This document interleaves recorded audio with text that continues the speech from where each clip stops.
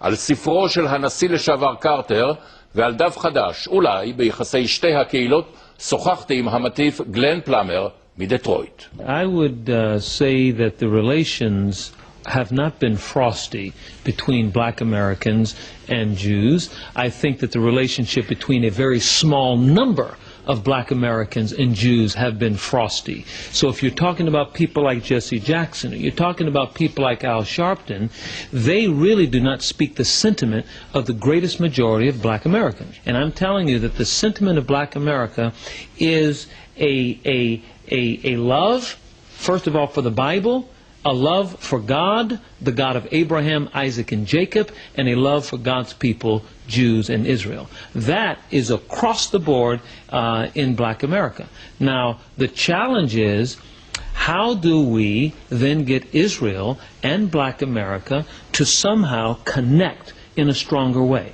That's the challenge, and I think that the challenge, we're all up for it, and I think that it's going to happen. But there is another challenge, Pastor Plummer. Even President Carter, ex-President Carter, chose a very controversial title to his latest book, Palestine, Peace, Not Apartheid. Let's listen to what Mr. Carter told our correspondent in Washington. All right.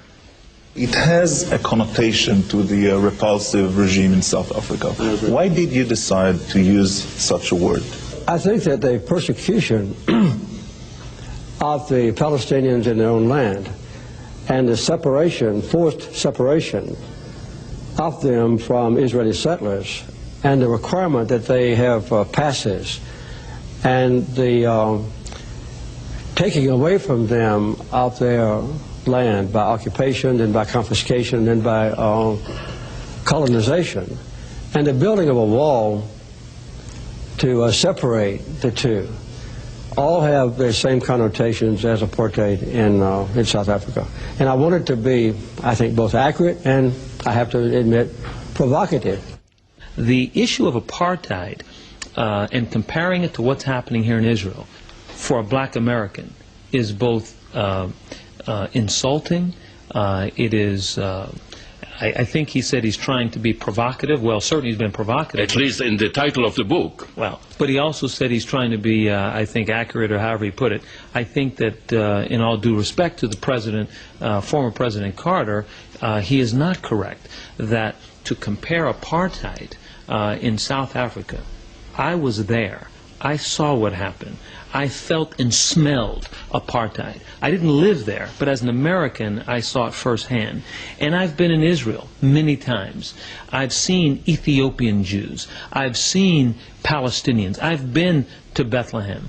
What was not happening in South Africa was there was not suicide bombings by blacks against the white regime in South Africa. What was not happening was there was not a declaration to eliminate and destroy utterly every white person in South Africa. That wasn't happening. What's happening here is that you have regimes that are calling for the absolute annihilation of the Jewish people and Israel in particular.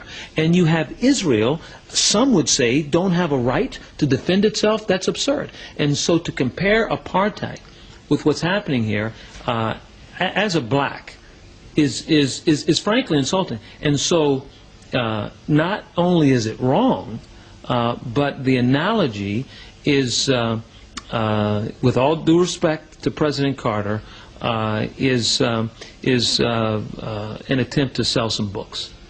He distorted the picture, in your view. Well, that's like someone saying... Or distorting the reality. It's like someone saying Israel is Goliath, and the Arab communities, including the Palestinians, are David, and it is so opposite of what actually is happening. And so clearly I don't agree with it, and clearly I think it's a major distortion. Will you make a similar statement to your church, to your community in Detroit?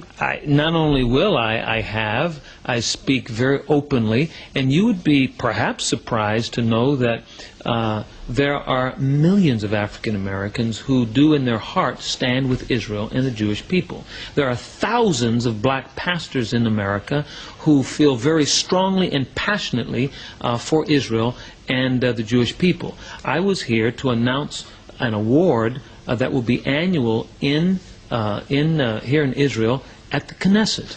And it is a Martin Luther King Israel Award. And Martin Luther King Jr. was not only pro-Israel, but Martin Luther King Jr. basically defined Zionism by saying that Zionism is the right of the Jewish people to rebuild their plundered land and for them to come and be the people of God here in this land. So Dr. King, who embodied Black America, certainly would not agree with with President Carter's analogy of apartheid. Pastor Glenn Plummer, I thank you very much indeed. Yaakov, thank you for having me.